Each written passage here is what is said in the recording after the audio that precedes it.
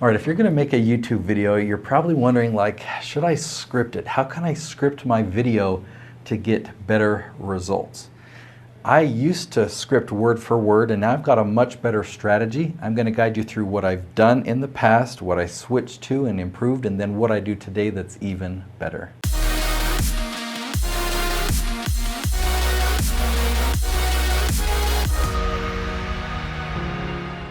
Okay, so I'm going to start with what I used to do in the beginning as far as scripting, and then I'll go into the other two of what I did next that was an improvement and what I do now that's so much better. So I would use a teleprompter, and these days teleprompters are awesome. There's one that I still have, and it uses the phone as the projector. So you clip the phone in it, it's about a box that's this big, and the reason that it's so small is it actually attaches to the lens. It just clicks on the lens of my DSLR camera. So I'm looking through the teleprompter right at the lens. I don't have to look a little bit to the side. See, if I look to the side, maybe you can tell if my eyes are off or not. Can you see my eyes moving back and forth? If you set the script to the side, that's what it looks like. Or if I go off to the side there, you can see that. But with the teleprompter, I can look right into the lens. And so a teleprompter is really nice for that. Here's the disadvantages. It takes a long time to write a script word for word. It takes me a long time. It takes at least an hour to write a script for a video. Now, I will say that sales videos, promo videos, they should probably be scripted. But let's just talk about YouTube episodes, okay? They definitely should not be scripted. One funny thing that I would get a lot of comments about, they're like, this guy is creepy, he doesn't blink. Because I'd be looking at the words and I guess I wouldn't. Now I'm having to force myself or try not to blink. I guess I didn't blink when I used a teleprompter, and that kind of creeped people out. It kind of creeps me out thinking about it. Or it just not creeps me out, but it like kind of makes me feel weird, like I've got dry eyes all of a sudden. Okay, one of the biggest, this is a massive disadvantage to using a teleprompter, is that you don't sound conversational. Like, let me try and read something.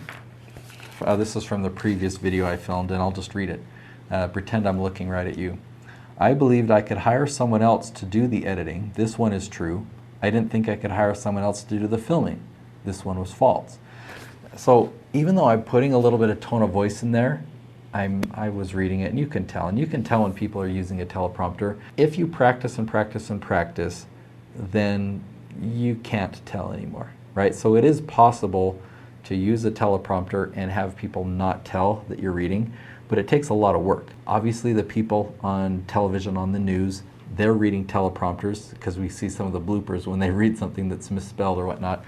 But that's their profession. They are professional teleprompter readers. And if you're going to use a teleprompter, make sure you practice, practice, practice. And it's really easy to lose energy and to lose steam and to lose excitement when you're reading, because you're getting caught into the words. You're wondering, it's going a little bit too slow, it's going a little bit too fast. You're just focusing on what to say next and making sure you say it the right way that it was intended when it was written. But if I just have bullet points, I had to look at a point, I'm like, oh, yeah, I'm going to talk about this point next. Then you just talk about that, and you use your own words, you use your facial expression. You don't have to worry about going too fast or too slow. You just talk.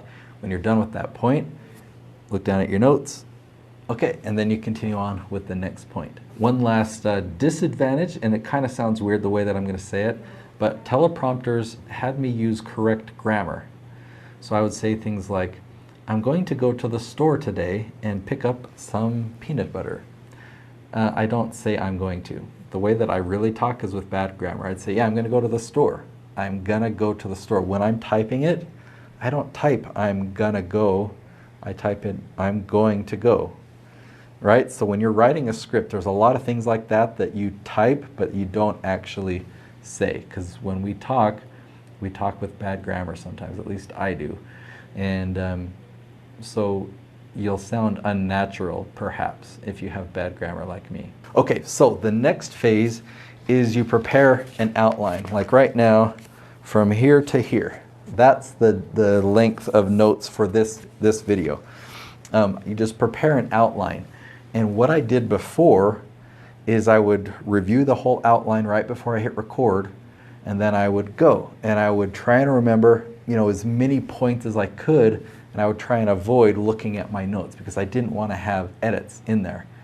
And I mean, I guess I can understand the reason for that, But editing is a good thing. We're going to edit. If I say an or an or I pause too long, or if I say something and start over, my team can just edit that out. That's what those editors, that's their job. That's what they're there for. They're there to edit those things out. I can deliver much better content if I pause after each point. So let's say I've got 5 points. If I just say, okay, I'm going to talk about point number 1, I'm not worrying about how do I transition to point number 2. What is point number 2 again?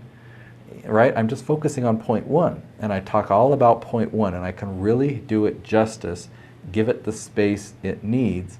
When I'm done, I look down at my notes, remind myself what point number 2 is, and then I continue, and I just focus on point number 2.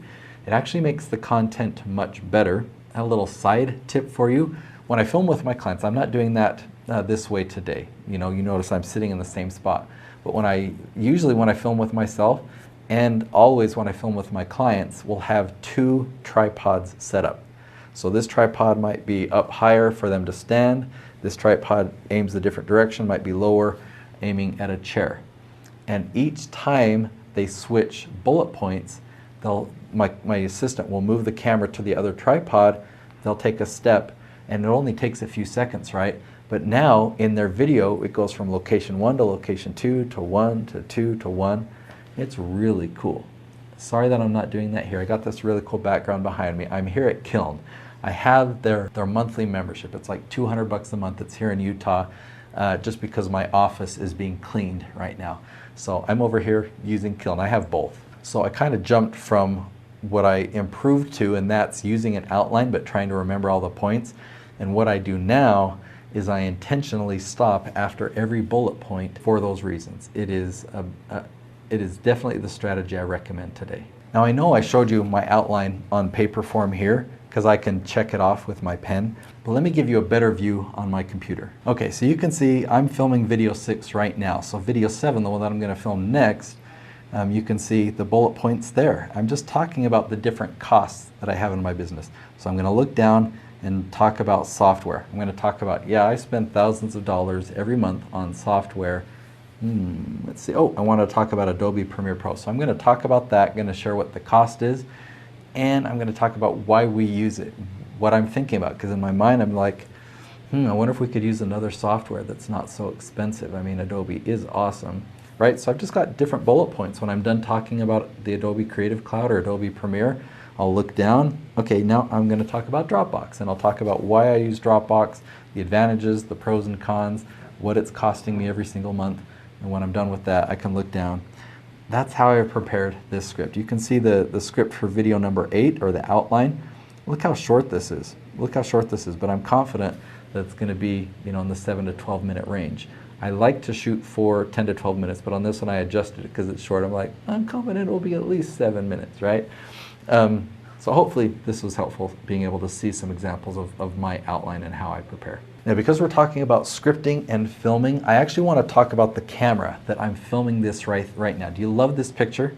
Do you love this picture quality? This is the brand new one, the Canon 90D that Canon just came out with. I've been waiting for this model because not only does it have an amazing picture quality, it has the autofocus, right? I mean, I can come like this and it totally blurs out that background even more than, this looks cool already. But it shoots in 4K. It can shoot at 120 frames per second. So I've got another video right here where I go into more depth about why the Canon 90D is the best camera for YouTube. Go and watch that video next. I believe in honesty.